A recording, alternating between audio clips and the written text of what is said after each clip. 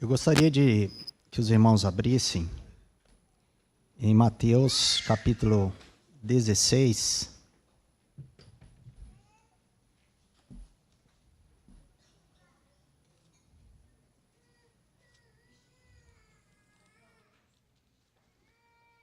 Nós vamos ler a partir do verso 5.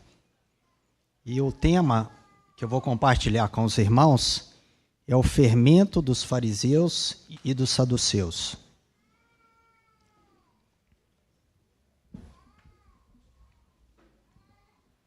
Ora, tendo os discípulos passado para o outro lado, esqueceram-se de levar pão. E Jesus lhes disse: Vede e acautelai-vos do fermento dos fariseus e dos saduceus. Isso aqui está caindo.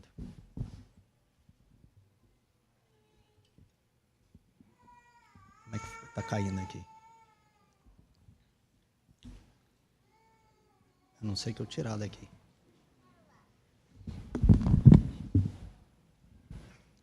Tá bom. Desculpa, irmãos, vamos ler novamente. Ora, tendo os discípulos passado para o outro lado, esqueceram de levar pão. E Jesus lhes disse: Vede e acautelai-vos do fermento dos fariseus e dos saduceus. Eles, porém, discorriam entre si, dizendo: É porque não trouxemos pão. Percebendo Jesus, disse: Por que discorrieis entre vós, homens de pequena fé, sobre o não terdes pão?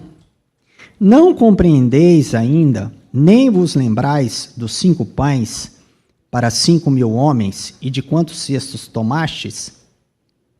Nem dos 7 pães para os 4.000, e de quantos cestos tomastes?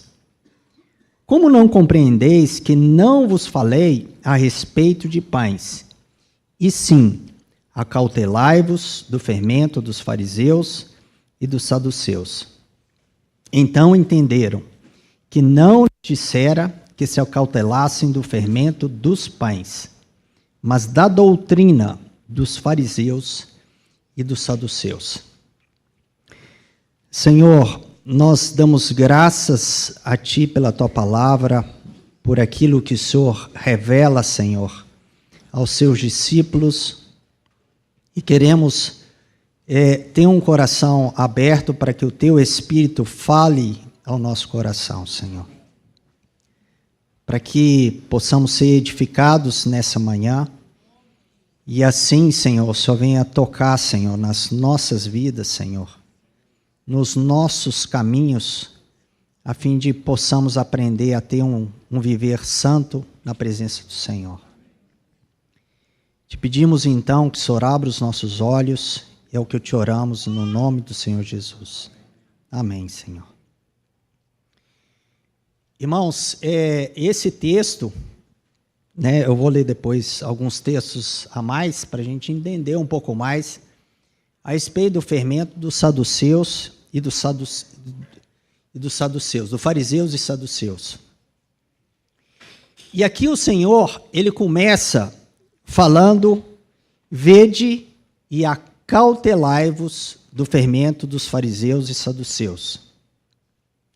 E esse acautelai-vos aqui, né, ele está falando sobre tende cuidado, preste atenção. Então é algo que nós precisamos ter essa atenção. Mas é interessante que parece um pouco óbvio para a gente, né? Mas os discípulos começam a falar o seguinte: olha, é porque a gente esqueceu de trazer pão aqui, né? Estava atravessando ali um pedaço do mar da Galileia, indo da parte oeste mais para o norte. E a gente esqueceu de pegar pão, como é que a gente vai fazer, né? E daí o Senhor, então, ele faz os discípulos lembrarem o seguinte: vai assim, olha, por que vocês estão preocupados com as coisas terrenas? Porque o vosso Pai, ele vai sustentar.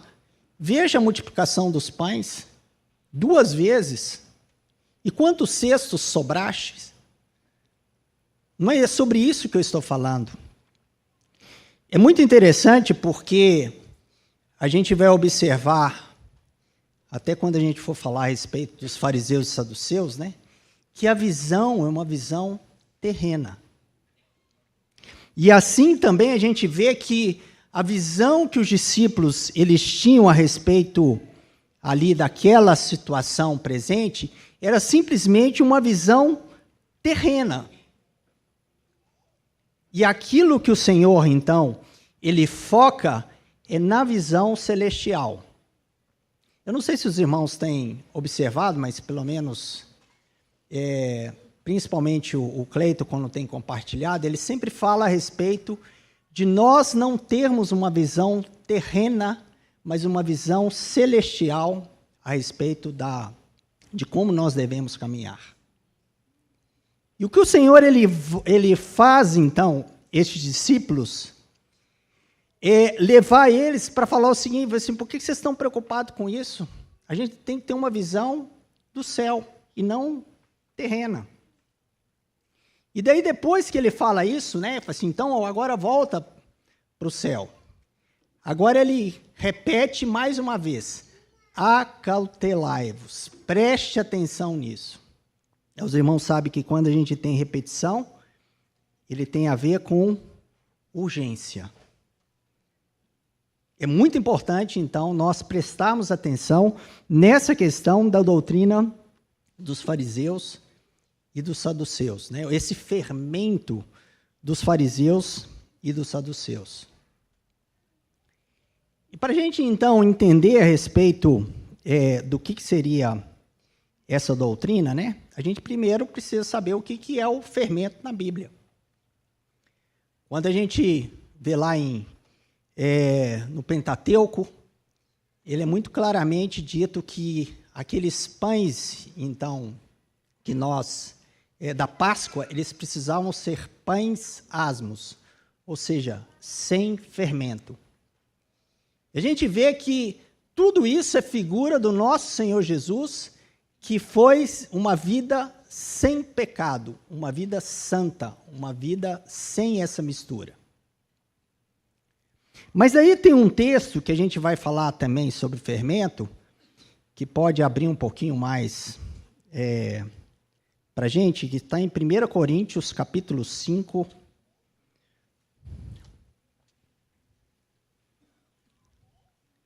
verso de 6 a 8. Não é boa a vossa jactância. Não sabeis que um pouco de fermento leveda a massa toda? Lançai fora o velho fermento, para que sejais nova massa, como sois de fato sem fermento. Pois também Cristo, nosso Cordeiro Pascal, foi imolado. Por isso celebremos a festa não com o velho fermento, nem com o fermento da maldade e da malícia, e sim com os asmos da sinceridade e da verdade. Então é que ele está falando, né? O que é o fermento, né? Tem um velho fermento, né? Tudo aquilo que é relacionado à nossa vida antes de Cristo. E ainda tem o fermento da maldade e da malícia. Que daí a gente vai ver daqui a pouco sobre esse fermento dos fariseus e saduceus. Mas ele fala que nós devemos ter, então, os asmos da sinceridade e da verdade. Sinceridade e verdade. Irmãos, quando a gente olha a respeito de fermento, né? O que nos faz lembrar? Que é algo que é colocado na massa, ele cresce, e, na verdade, o que a gente pode dizer que ele tem uma aparência, mas ele não tem uma realidade interior. Ele é algo que ele parece ser grande, mas ele é vazio, né? Cheio do nada, né? E é o contraste que a gente viu da sinceridade e da verdade, é algo que é bem dentro do nosso próprio ser. a respeito dessa questão do fermento dos fariseus, né? Bom, irmãos, nessa questão do fermento, né? A gente também pode lembrar de diversos outros textos. Por exemplo, a gente tem aquela parábola da mulher que escondeu 3 medidas no meio da farinha, e isso, ele teve um crescimento que é anormal. Que a gente sabe que isso tem a ver com como que a igreja ela agiu. A gente não vai entrar no detalhe, porque não é o objetivo de falar sobre essa parábola. Mas mostrando que sempre o fermento na Bíblia, ele teve um sentido negativo, nunca é positivo na Bíblia. Então, a gente tem que interpretar dessa forma aqui a Bíblia. Bom, mas a gente está falando do fermento, o fermento dos fariseus e dos saduceus. Quem eram os fariseus e os saduceus? Os fariseus, eles eram existia uma divisão ali entre os judeus, lá na época de Jesus, né? Onde que os fariseus, eles guardavam a lei e também diversas tradições de homens. Que o Senhor, ele fala realmente a respeito disso daí, que ele era contra essas questões. E eles eram o que nós poderíamos chamar hoje de conservadores.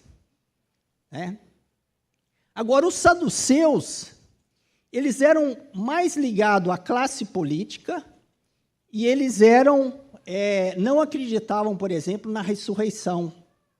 Eles não criam, sobre questões espirituais. Tá certo? E aqui é interessante porque a gente vai ver, inclusive no próximo texto que a gente vai ler, que os fariseus tinham uma boa doutrina, mas o Senhor os repreende da mesma forma. Irmãos, uma das questões que eu gostaria de compartilhar, um paralelo que a gente vê na sociedade, depois uma questão dentro da igreja. Qual que é o paralelo que a gente tem quando a gente vê o seguinte? É interessante que os saduceus eram mais progressistas, não criam na ressurreição, eles mais ligados a questões políticas, lá inclusive no texto de Marcos já aparece eles como os herodianos, aqueles que seguiam mais a parte de Herodes. E os fariseus era outra divisão, que eles eram mais conservadores e guardavam diversas tradições. Isso nos faz lembrar, inclusive, a questão do que nós estamos vivendo hoje, que é essa divisão entre direita e esquerda. O que é esquerda? Progressista, influenciados pela economia socialista. O que é direita? Mais conservador, influenciados pela economia liberal. Mas nós precisamos tomar cuidado com essa doutrina. Porque muitas vezes a gente pode ser confundido quando a gente começar a querer defender um determinado lado. A querer, por um lado a gente precisa se posicionar, mas eu vou falar um pouquinho. Mas a questão é quando a gente começa a defender de uma forma como... O que você é? Você é um conservador? Na verdade, nós devemos ser cristãos, acima de tudo.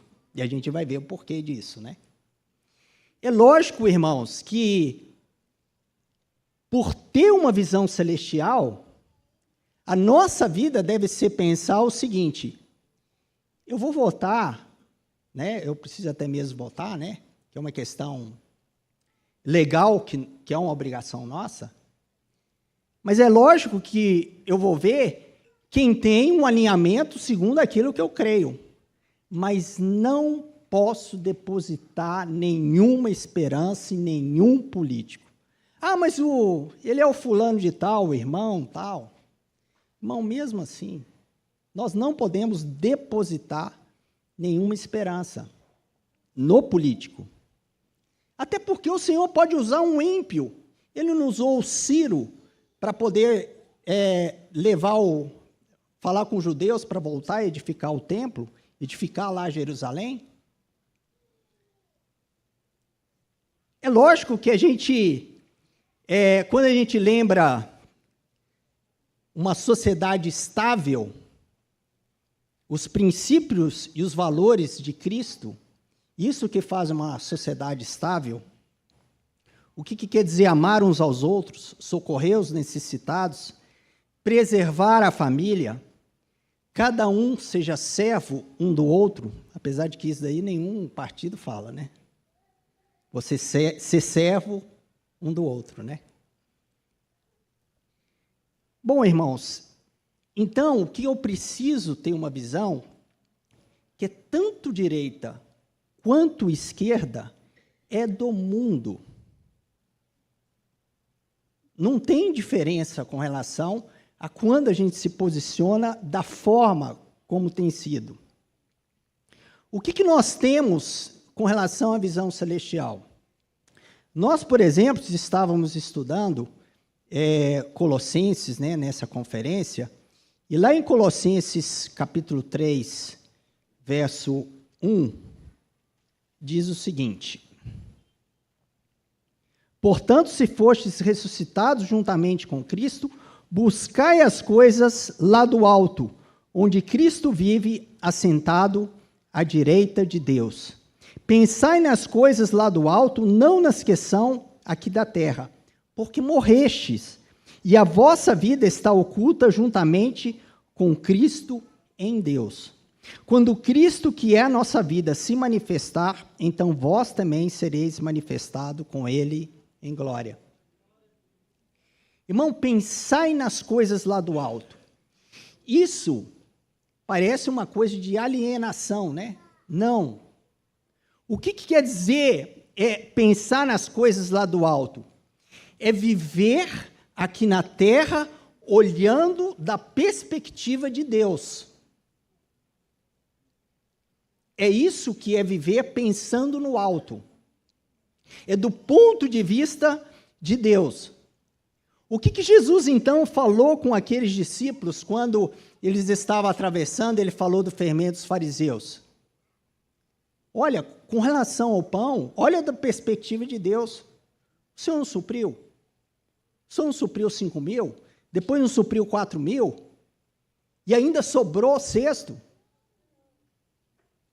Então, agora, olha essas coisas do ponto de vista de Deus. A nossa cabeça, a nossa vida, ela deve ter essa prioridade, né? Como também diz em Mateus: buscai, pois, em primeiro lugar o reino de Deus e a sua justiça, e as outras coisas vos serão acrescentadas. Então, olhe dessa perspectiva de Deus. Mas onde está o nosso coração? Também a gente tem, né? Onde estiver o teu tesouro, ali estará o seu coração. Bom, irmãos, quando nós vivemos olhando para cima, nossas perspectivas, elas mudam, pois pensamos no que é eterno e não no que é passageiro.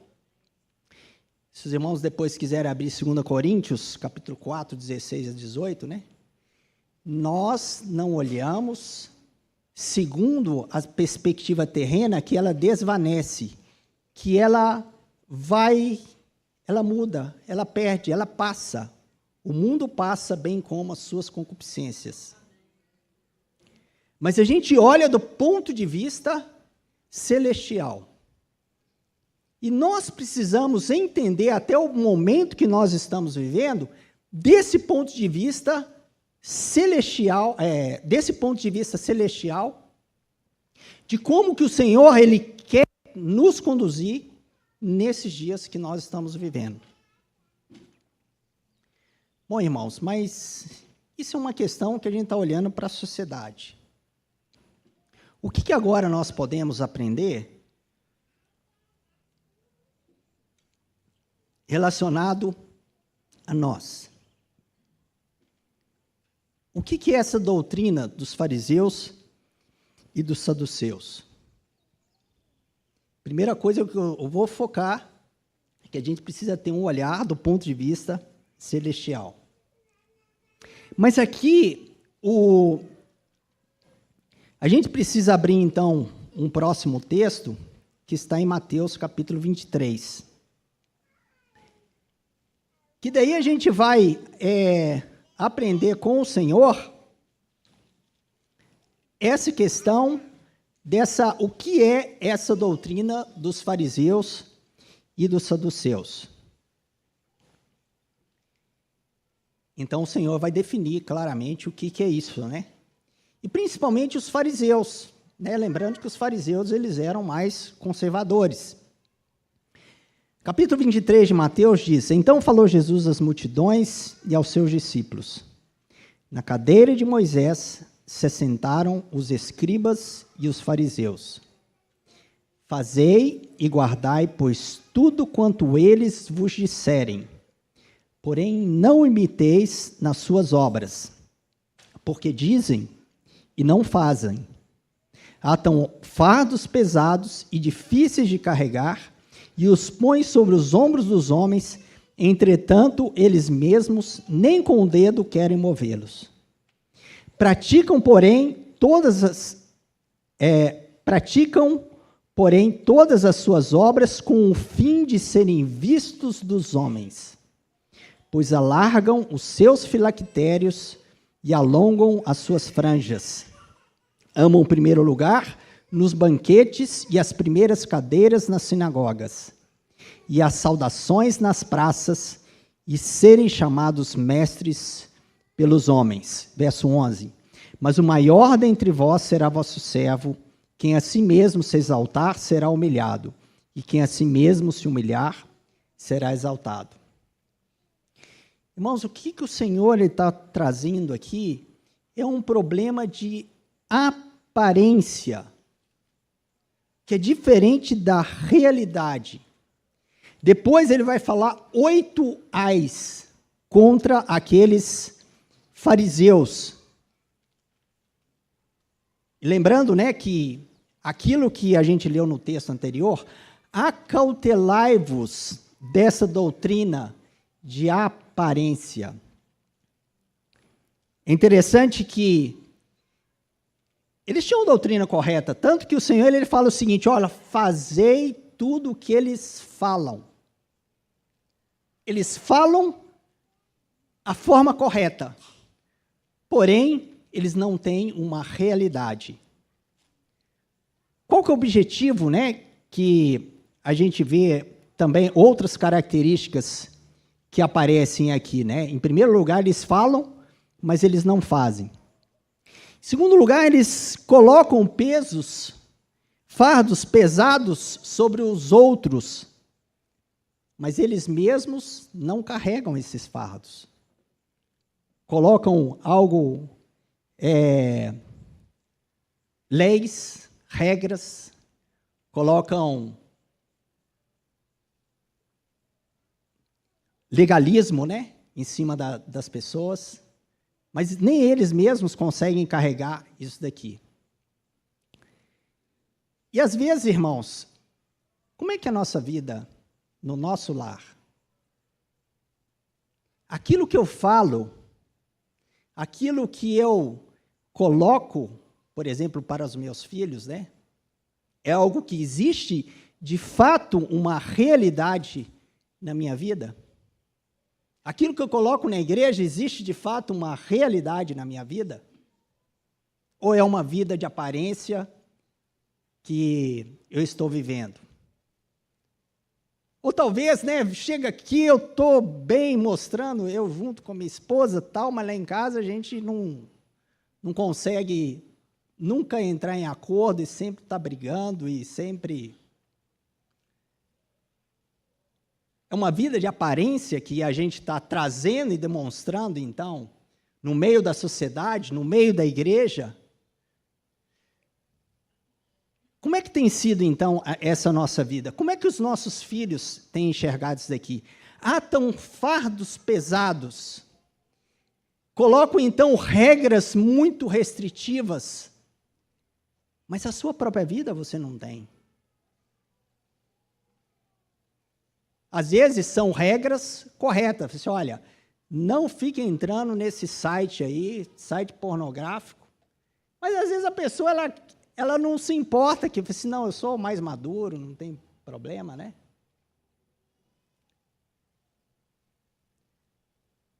Certamente espero que seja se possível para todos, né? Que isso seja de fato um absurdo. Né? Mas infelizmente, às vezes a gente é condolente conosco mesmo. A gente coloca fardos acima daquilo que é possível carregar. Sejam leis que nós estabelecemos de uma forma impossível.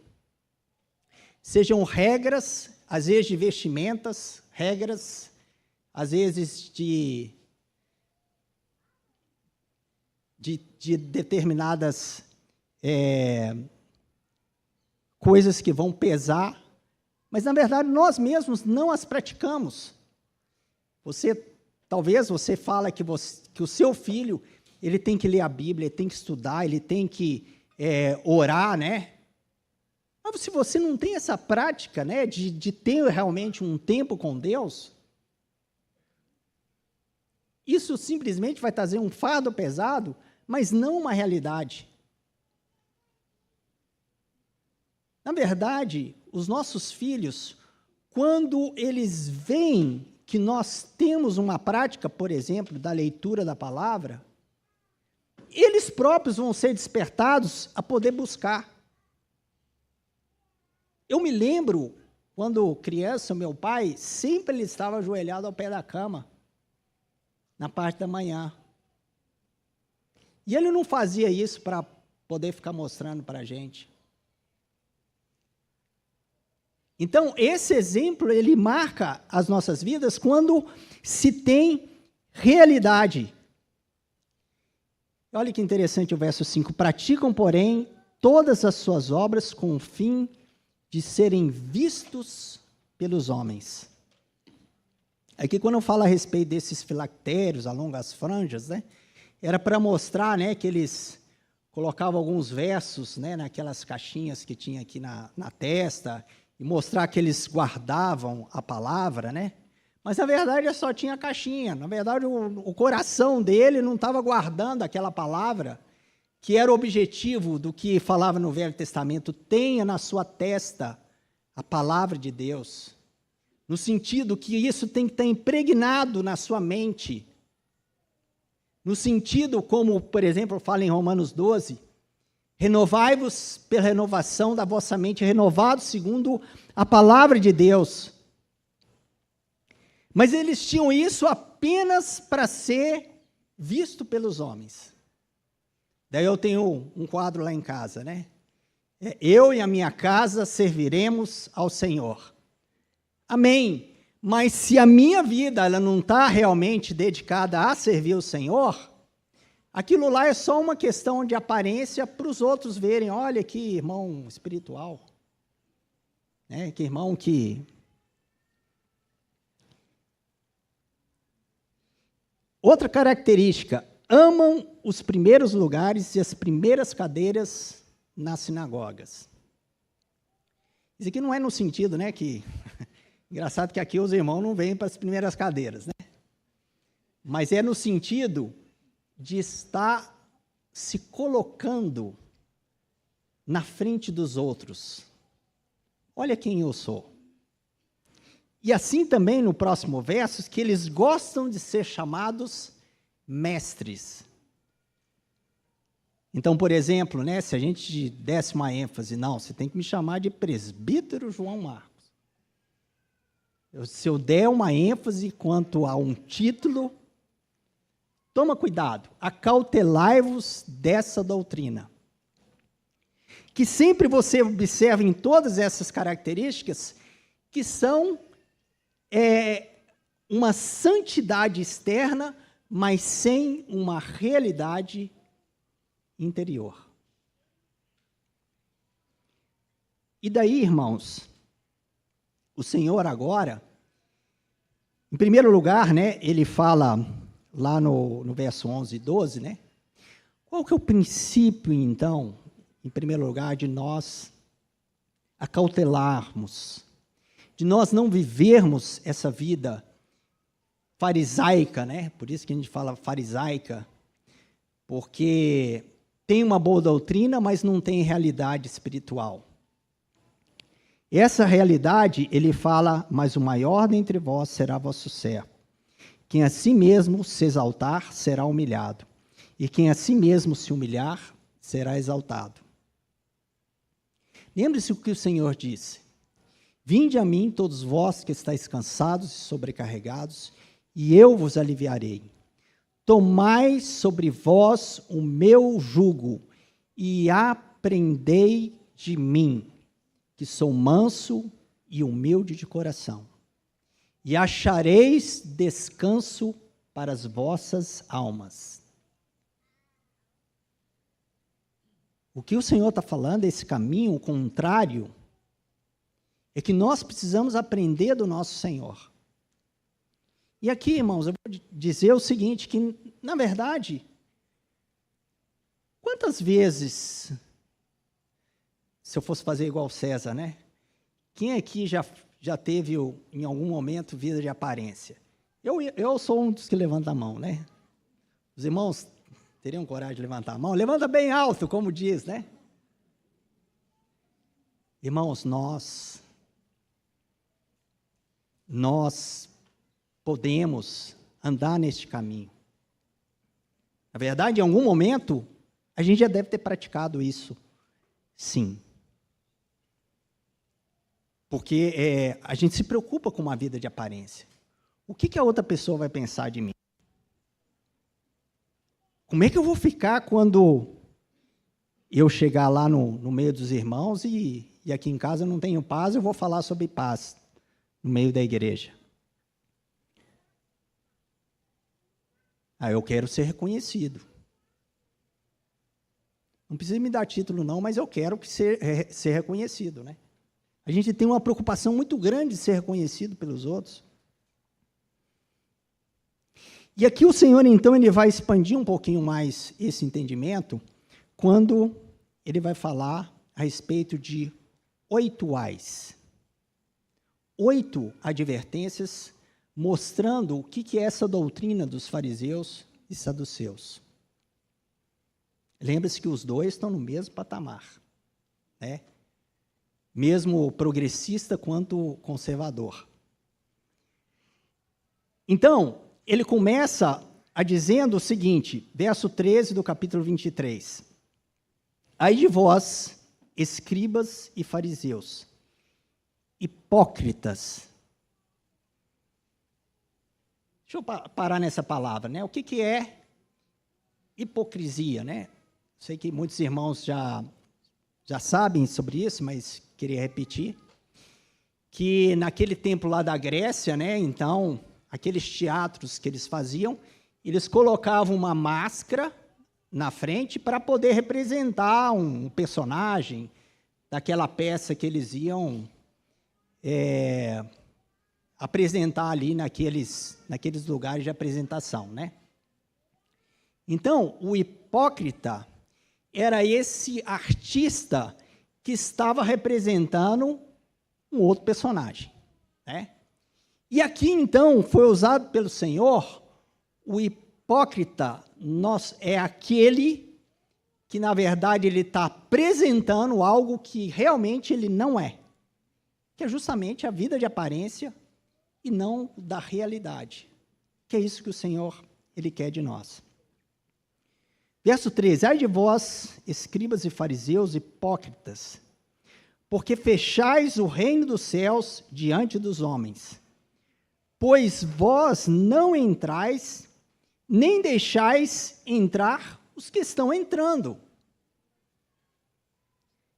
Aqueles fariseus, quando eles colocavam aqueles montes de regra, quando eles, ainda que apresentavam a lei de uma certa forma correta, mas acaba que eles mesmos não estavam entrando por causa dessa vida de hipocrisia, Mas isso, como consequência, ele impede aqueles que querem entrar, mas quando eles veem essa vida hipócrita, não faz mais sentido.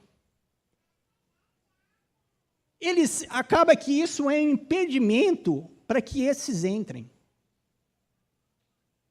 De uma certa forma, irmãos, em primeiro lugar, nós influenciamos a muitas pessoas. Em primeiro lugar, o pai e a mãe influenciam os seus filhos. O cônjuge influencia o seu cônjuge.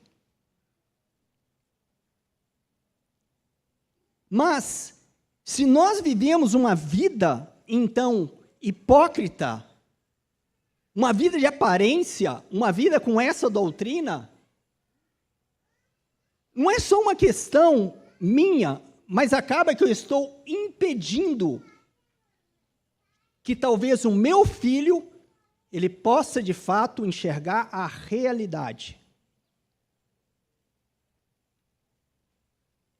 Mas ainda assim, às vezes a gente tem influência também sobre outros, seja na sociedade, dependendo do cargo que você ocupa, dependendo da voz que você tem, seja aqui na igreja, às vezes com a influência, seja da palavra, do ensino com crianças, da questão que as pessoas estão nos vendo. Se não existe realidade, eu estou impedindo que esse irmão, então, ele entre nessa vida celestial, nessa vida do reino. E o Senhor fala, ai de vós. Primeiro ai. Segundo ai. Verso 14. Ai de vós, escribas e fariseus, hipócritas, porque devorais as casas das viúvas e para o justificar fazeis longas orações, por isso sofrereis juízo muito mais severo. As viúvas eram aquelas pessoas mais vulneráveis na sociedade e que os fariseus aproveitavam daquela situação vulnerável dela e depois eles faziam longas orações. Às vezes, irmãos, eu estou falando muito sobre filhos, que foram os exemplos que eu mais lembrei, mas os nossos filhos, eles são mais vulneráveis do que nós. E nesse sentido, a gente tem que tomar cuidado, para a gente não aproveitar da situação de um vulnerável e depois ir fazer longas orações. Eu vou sair para evangelismo, eu vou fazer trabalho com as crianças, eu vou fazer trabalho com as irmãs. E daí a gente tenta justificar em cima de um erro. É como se a gente quisesse fazer um sistema de compensação. Assim, olha, eu estou fazendo isso errado, mas em compensação, eu estou dando uma oferta maior lá na reunião. Às vezes, digamos que você vai fazer um negócio e o cara está apertado porque o cara precisa pagar uma dívida. E você sabe disso. Assim, então vou pedir um valor mais baixo, aproveitar para o mais baixo possível. Então ele está, de certa forma, vulnerável e você está aproveitando da situação para isso. Depois, Senhor, obrigado que o Senhor abençoou que eu comprei aquele negócio barato. E daí começa a orar, como se fosse... Mas, na verdade, você aproveitou de uma situação vulnerável da outra pessoa. Então, essa é uma das questões da doutrina. Verso 15, terceiro ai. Ai de vós, escribas e fariseus hipócritas, porque rodeais o mar e a terra para fazer um prosélito. E uma vez feito, o tornais filhos do inferno 2 vezes mais do que vós. Primeira coisa, o que é prosélito? Prosélito é porque alguns que não eram judeus, eles iam para evangelizar, então, para que eles pudessem seguir a linhagem judaica, né? A gente poderia dizer o seguinte, que nada mais é que o evangelismo que nós fazemos para que as pessoas elas possam conhecer o Senhor. Isso é você fazer um prosélito, né? Irmãos, nós, como eu disse, nós temos influências, às vezes sobre pessoas, que eles podem se tornar, de uma certa forma, os nossos discípulos. E quando eles se tornam os nossos discípulos, eles vão ter a nós como modelos. Por um lado, a sociedade está carente de bons modelos. E, de fato, a gente vai ser modelo. O problema do modelo aqui é que esse modelo é um modelo de aparência. E o que o Senhor está falando é que esses que nos seguem, quando seguem nessa base da aparência, eles veem isso daí, eles se tornam 2 vezes piores do que nós. E olha, é tão grave que ele fala que ele tornais filho do inferno 2 vezes mais do que vós. Então, é muito importante, a nossa vida, ela vai influenciar, seja os nossos filhos, seja outras pessoas, e por isso que nós não podemos ter essa vida de aparência, esse fermento, e esse fermento no meio da igreja, ele vai contaminar toda a massa. E não pode haver isso. Vamos para o próximo ai, o 4. Ai de vós, guias cegos, que dizeis, quem jurar pelo santuário, isso é nada. Mas se alguém jurar pelo ouro do santuário, fica obrigado pelo que jurou. Insensatos e cegos, pois qual é maior, o ouro ou o santuário que santifica o ouro? E dizeis, quem jurar pelo altar, isto é nada. Quem, porém, jurar pela oferta que está sobre o altar, fica obrigado pelo que jurou. Cegos, pois qual é maior, a oferta ou o altar que santifica a oferta? Porquanto, quem jurar pelo altar, jura por ele e por tudo que sobre ele está. Quem jurar pelo santuário, jura por ele e por aquele que nele habita. E quem jurar pelo céu, jura pelo trono de Deus e por aquele que no trono está assentado. A gente teve um momento aqui muito precioso e solene, né, quando a gente estava partindo o pão, né, lembrando da morte do Senhor. E às vezes, irmãos, a gente de fato vê aquela solenidade, olha, é a mesa do Senhor. Mas na minha casa, parece que a mesa do Senhor não é talvez tão lembrada. Eu dou muita ênfase ao evento em si, mas não ao Senhor do evento, que é acima de todas essas coisas. O que ele está falando, que, na verdade, é sempre eu tenho que olhar algo maior. O ponto de vista celestial, eu tenho que ver, é o Senhor. É o Senhor que está presidindo aqui. Mas assim como Ele está presidindo aqui, Ele está comigo lá na minha casa. Se a minha vida ela é uma vida de aparência, eu simplesmente estou vindo numa reunião solene e colocando isso aqui como o mais importante, daquilo que é mais importante ainda, que é o próprio Senhor. Porque se eu desprezo Ele na minha casa, essa honra que eu estou fazendo aqui é simplesmente uma aparência. Que é isso que o Senhor quer nos ensinar.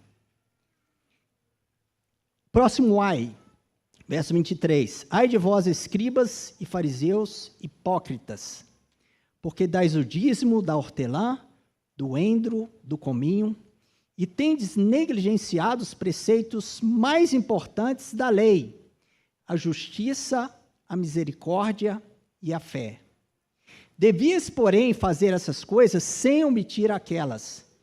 Guias cegos que coais o mosquito e engolis o camelo.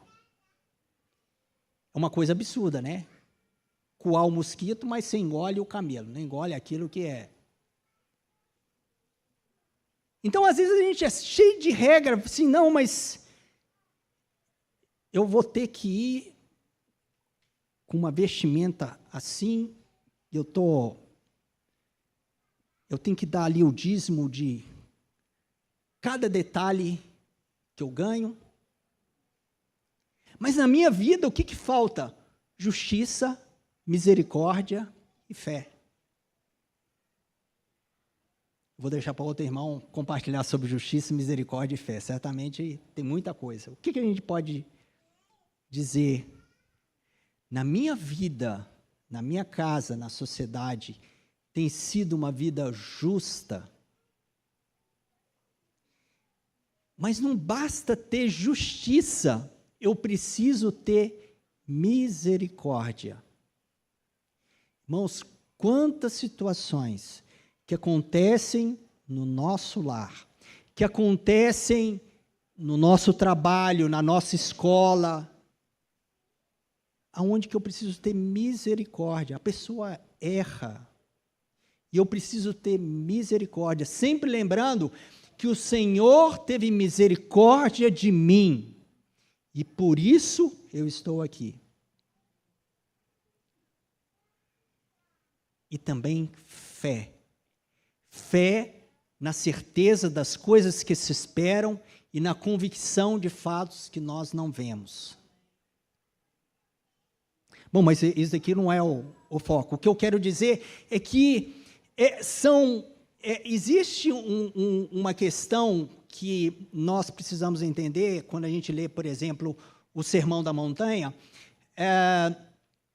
onde que o Senhor ele falava o seguinte, foi dito, né, que não se deve adulterar. Eu, porém, vos digo que quem olhar para uma mulher com intenção impura já pecou no seu coração. O que naqueles textos a gente vê que o Senhor, ele sempre leva para o princípio. O princípio, ele é maior do que a lei.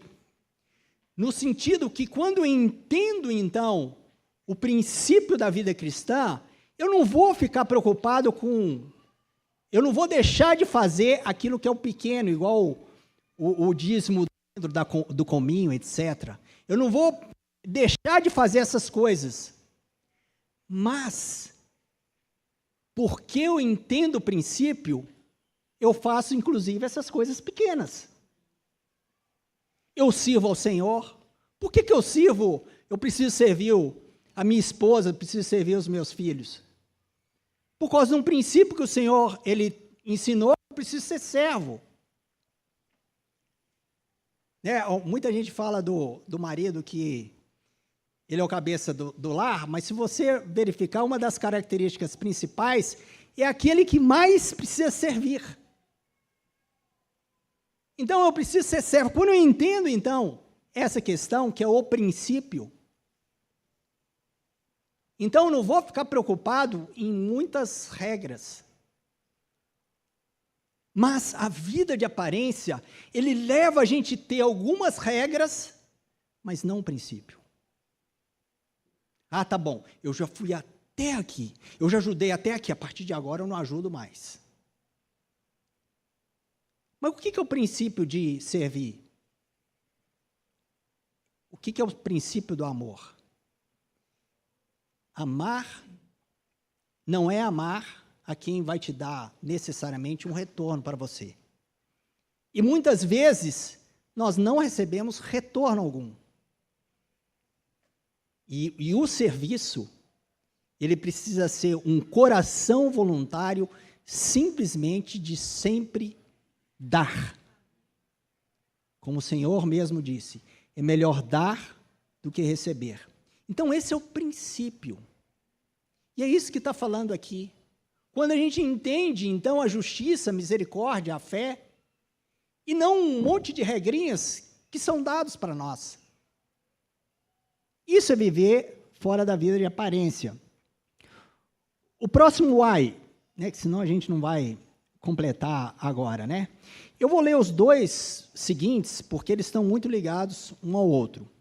Verso 25 diz: Ai de vós, escribas e fariseus, hipócritas, porque limpais o exterior do copo e do prato, mas estes por dentro estão cheios de rapina e intemperança. Fariseu cego, limpa primeiro o interior do copo, para que também o seu exterior fique limpo.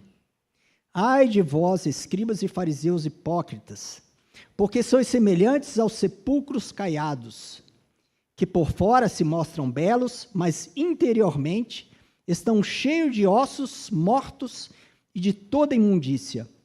Assim também vós, exteriormente, pareceis justos aos homens, mas por dentro estáis cheios de hipocrisia e de iniquidade. Aqui é o que é mais claro que a gente tem, uma vida de aparência. Aonde que a gente tem que lembrar quando ele fala do copo sujo, né? Que não é o copo de vidro igual nós temos aqui, né? Então, se você limpar por fora, você não vê como é que está lá dentro, né? O que o Senhor, ele fala que primeiro você limpa dentro. Primeiro, a nossa vida precisa estar limpa diante de Deus. Depois você vai limpar também o exterior.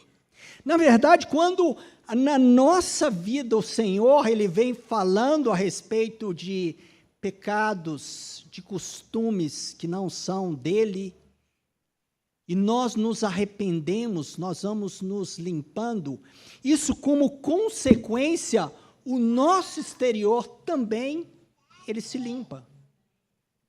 Mas primeiro tem que ter essa realidade interior. Como aquele copo, que não era de vidro, né? Você não sabe o que tem lá dentro. A gente não sabe o que tem dentro da vida do irmão. Mas o Senhor conhece o meu coração e o seu coração. E ele expande, quando depois ele fala do copo e do prato, quando ele fala de sepulcros caiados. Eu participei uma vez de exumação, né? Então não é bonito você ver o corpo sendo exumado, né? Você vê aqui aqueles ossos lá. E, irmãos, o que ele está falando aqui, principalmente, está cheios de morte. A vida de aparência é uma vida que ela traz, de fato, morte para os nossos lares, para a igreja. E daí o Senhor, ele, além de falar a respeito dessa questão de morte, que ele fala de mortos e de toda imundícia, aí ele mesmo interpreta: assim também vós, exteriormente, pareceis justos aos homens, mas por dentro, cheios de hipocrisia e iniquidade. Hipocrisia a gente já falou, né? Uma vida de aparência, um teatro que eu falo, então, no meio da sociedade, no meio da igreja. E todo mundo vai achar, gente, que irmão santo é esse, né? Talvez por isso que existe aquela expressão aqui no Brasil, né? O santo do pau oco, né? Tem uma aparência externa, mas não tem nada por dentro. Irmãos, e ainda de hipocrisia e iniquidade. Existe uma advertência de quando o Senhor voltar, que ele fala assim: apartai-vos de mim, vós que praticais a iniquidade. Às vezes não é praticada do lado de fora, porque tem aparência, tem hipocrisia. Mas é praticada no coração. essa iniquidade. Não foi resolvida, não houve arrependimento do nosso pecado.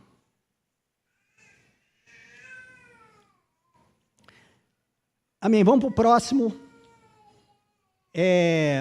verso 29. Ai de vós, escribas e fariseus hipócritas, porque edificais os sepulcros dos profetas, adornais os túmulos dos justos, e dizeis: se tivesseis vivido nos dias de nossos pais, não teríamos sido seus cúmplices no sangue dos profetas. Assim, contra vós mesmos, testificais que sois filhos dos que mataram os profetas. Serpentes, raça de víboras, como escapareis da condenação do inferno? Por isso, eis que eu vos envio profetas, sábios e escribas. A uns matareis e crucificareis, a outros açoitareis nas vossas sinagogas e perseguireis de cidade em cidade, para que sobre vós recaia todo o sangue justo derramado sobre a terra, desde o sangue do justo Abel até o sangue de Zacarias, filho de Baraquias, a quem matastes entre o santuário e o altar. Em verdade vos digo que todas essas coisas hão de vir sobre a presente geração. Irmão, qual que é a próxima consequência dessa doutrina dos fariseus? Ou desta vida de aparência? É porque o Senhor, Ele vai levantar os seus profetas, os seus mestres, os seus escribas. Só que o seguinte, a função de profeta, ela não é muito benquista, porque ela vai mostrar, assim, olha, fulano, você está andando em pecado nessa situação. Eu não estou andando de jeito nenhum. E daí, ele começa a perseguir, e ele mostra isso daqui, né? A gente sabe que os fariseus, eles perseguiram a igreja de Deus, mas não só a sociedade vai perseguir, é dentro mesmo, aqueles que estão, então, vivendo nessa vida de hipocrisia, nessa vida de aparência, porque eles não vão querer ser confrontados com a verdade daqueles que o Senhor vai levantar para poder colocar o nosso pecado, né? O irmão uma vez definiu o profeta, que eu achei interessante, igual aquele médico que pega um raio-x e daí mostra para a gente e fala assim, olha, ô João, infelizmente eu tenho que dizer que você está com câncer, digamos que fosse isso daqui, né? Mas eu não quero ouvir aquela mensagem. Assim, ó, você precisa tratar, você precisa cuidar para poder ver se isso não avança mais. Então, uma notícia que nós não gostamos de ter. Na verdade, ele simplesmente está mostrando um retrato para a gente, né? Aqui o que o Senhor estava mostrando, então, para aqueles fariseus, é um retrato. Assim, olha, a vida que vocês estão vivendo é uma vida de aparência. Não tem realidade interior. Irmãos, eu gostaria que a gente pensasse em alguns pontos que eu gostaria que os irmãos guardassem. Em primeiro lugar, que o Senhor disse, acautelai-vos, preste atenção nessa situação, na sua própria vida. Não deixe isso passar. Segundo lugar, a minha visão, ela precisa ser uma visão celestial. Senão vou ficar preocupado com pão terreno, senão vou ficar preocupado no final, eu vou viver de aparência. Mas eu preciso aprender a olhar do ponto de vista de Deus. E para isso, por isso que a gente fala que eu preciso estudar as Escrituras.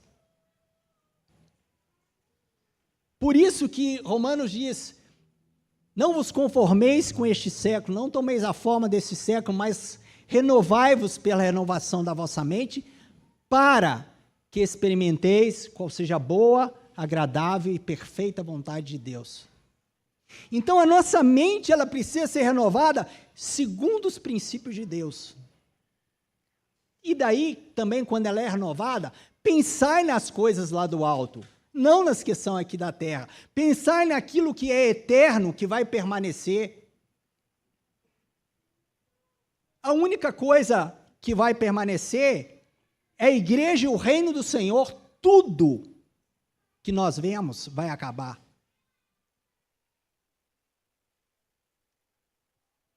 E algumas perguntas para nós pensarmos. A minha vida, a sua vida tem sido uma vida de aparência? Na sociedade, na igreja, dentro da própria família? Você tem colocado fardos pesados naqueles que você tem influência? Você impõe regras para outros de rituais, vestimentas, mas esquece a misericórdia e de ajudar essas pessoas? Você está preocupado em ser reconhecido, ter um título?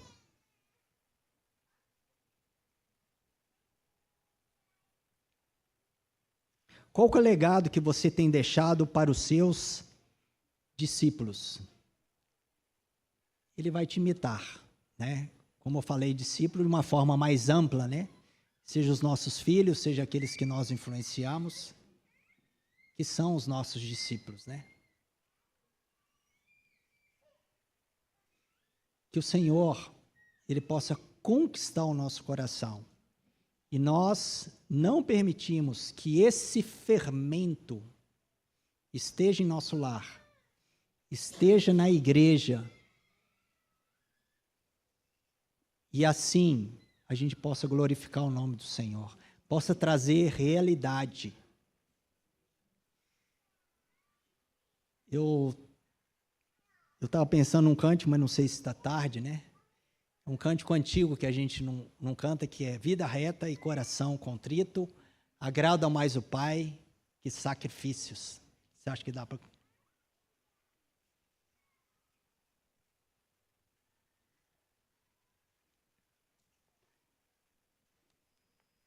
Quantos irmãos preparam ali, depois tem os avisos, vamos agradecer ao Senhor. Senhor, te damos graças, Senhor, pela tua palavra. E o que eu quero rogar a ti é que o Senhor fale, o Senhor guarde essa palavra no nosso coração, Senhor, a cada um de nós, a termos uma vida de realidade, Senhor. Senhor, confiados no nome do Senhor Jesus é que oramos. Amém, Senhor.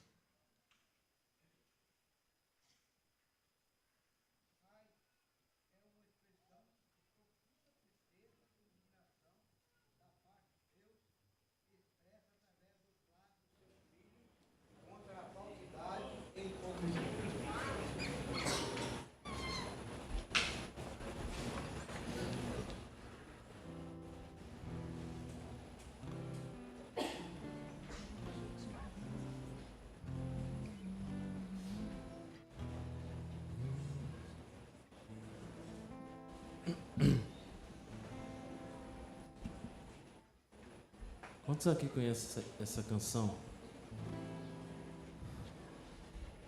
Estou tentando lembrar o tom dela, irmãos.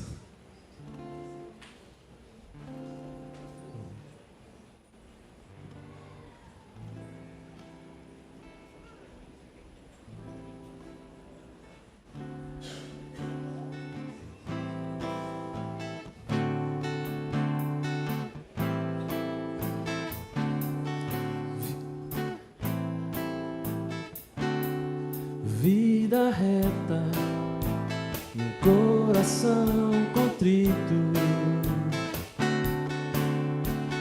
agradam mais ao Pai que sacrifício, submissão em vidas restauradas. Agradam mais ao Pai que edifícios. Porque o nosso Deus não vê como nós o que há por fora, mas vê lá dentro, bem lá dentro, está nos vendo aqui agora, porque o nosso Deus não vê apenas o que há por fora, mas vê lá dentro, bem lá dentro está, nos vendo assim agora.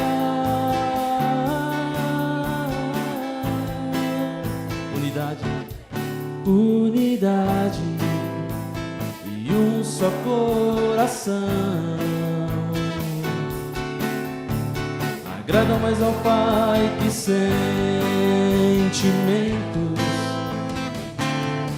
santidade, humildade, mansidão. Agrada mais ao Pai que paramentos.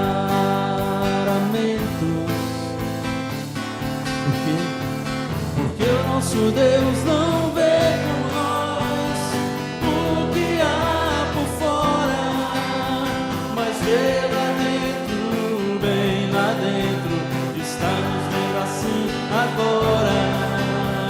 Porque o nosso Deus não vê apenas o que há por fora, mas vê lá dentro, bem lá dentro, está.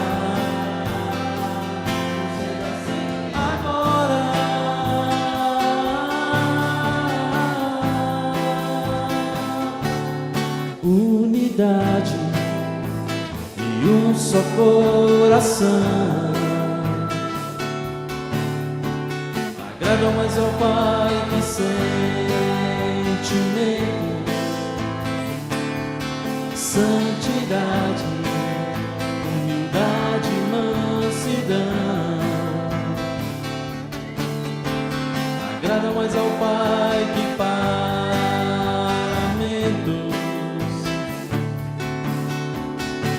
Nosso Deus não vê como nós o que há por fora, mas vê lá dentro, bem lá dentro, está nos vendo assim agora. Porque o nosso Deus não vê apenas o que há por fora, mas vê lá dentro, bem lá dentro, está assim